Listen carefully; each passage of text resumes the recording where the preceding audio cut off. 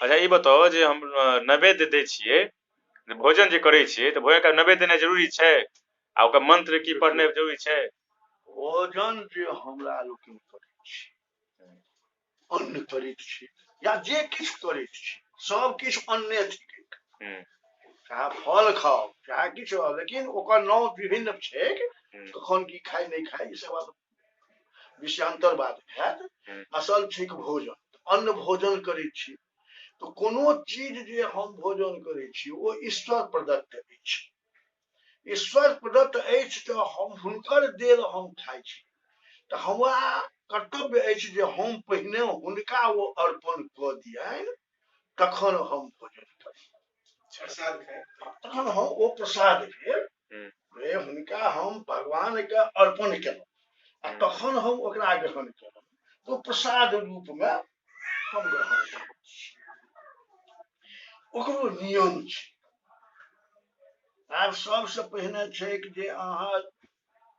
आसन आब तऽ आसन पर तो बैसते नहीं छथि आब तऽ कुर्सी टेबुल पर बैसैत छथि तो नैवेद्य की देता आ ओकर जे छै क्रिया तकर केना अनुसरण करता तथापि हम दऽ रहल छी जानकारी में जे भ सके तऽ ई करऽ के प्रयास करब सबसे प्रथम तऽ जँ अहाँ आसन पर बैसैत छी तऽ जल से आसन के अग्रभाग जाहिठाम थारी राखल जायत तकरा शुद्ध कऽ दियौ छीट दियौ ओहिठाम सँ थारी आयल ओहिमे से जे भोजन सामग्री पहिने के जो भात अछि दालि अछि ओकरा सबके एकठाम सानि लिअ ओ सनला के बाद से चारि ठाम थारी के बगल में दहिना काट से छोट छोट नैवेद्य के भाग लगा दियौ चारि भाग हाँ देखै छियै बहुत नहि लगबै छी लेकिन अहाँके हम देखै छी चारि ठाम हुनका जे छै से जरूर लगबै छियै चतुर्भुज जेना तऽ ओहिमे तकर बाद जल जे छै से ताहि समय में अपना दहिन भाग में राखल जल अपना दहिन भाग में राखल जल में दहिन लोटा रखै छी तखन तहने से राखू लोटा जे राखी तखन शुरुआत भोजन के करब ताहि से पहिने जल के अपना दहिन भाग में राखल अच्छा जहन हम नैवेद्य चारि भाग दऽ देलहुँ तो हाथ में जल लियो ठीक आ जल लऽ के से सबसे पहिने ओ चारू भाग पर कनेक जल एहि हिसाब खसाउ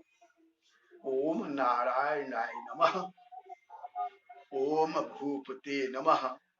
ओम भुवनपतिये नमः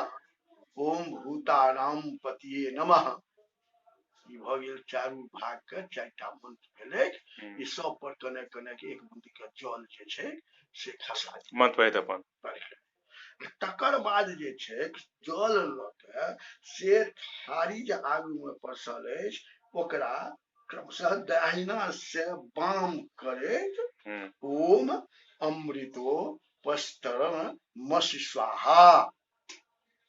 ई कहियो जल मुँह में तलहथी पर लऽ के से ओ मुँह जल पी लियो आ तकर बाद जे छै जे भोजन अहाँ आरंभ करू तो भोजन आरंभ करऽ से पूर्व भोजन आरंभ करो तो पंचग्रास छोट छोट ग्रास अवश्य लियो कनिए कनिए ग्रास लिया ओम प्राणाय स्वाहा ओम अपानाय स्वाहा ओम व्यानाय स्वाहा ओम उदानाय स्वाहा ओम समानाय स्वाहा ये पंच वायु के से अहाँ वो पंचग्रास कनिए कनिए दऽ दियौ तकर बाद भोजन प्रारंभ करू आ भोजन केला के बाद पुनः हाथ में जल लिया आ ओम अमृत पिधान मस स्वाहा